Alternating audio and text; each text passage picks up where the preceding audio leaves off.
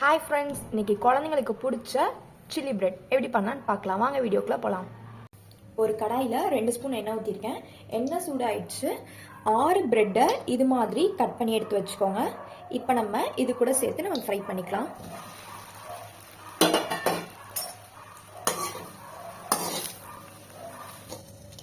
இந்த அளவுக்கு ரோஸ்ட் பண்ணிக்கோங்க. இப்போ நம்ம ஸ்டவ் ஆஃப் பண்ணிவிட்டு ஒரு பிளேட்டில் மாற்றிக்கலாம். அதே கடாயில் 3 ஸ்பூன் எண்ணெய் ஊற்றிருக்கேன். எண்ணெய் சூடாயிடுச்சு. இப்போ இது கூட 2 பெரிய வெங்காயத்தை நல்லா பொடியாக நறுக்கி எடுத்து வச்சுருக்கேன். 2 பச்சை மிளகாய் கீரி எடுத்து வச்சுருக்கேன்.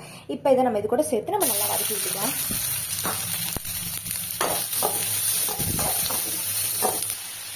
வெங்காயம் வதங்குறதுக்கு கொஞ்சமாக உப்பு சேர்த்துக்கலாம். வெங்காயம் இந்த அளவுக்கு வதங்கினா போதும்.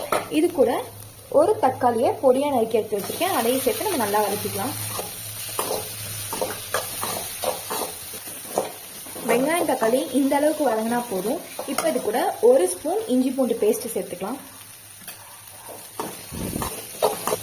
இப்போ இது கூட ஒரு 1/2 ஸ்பூன் தனி மிளகாய் தூள் சேர்த்துக்கலாம்.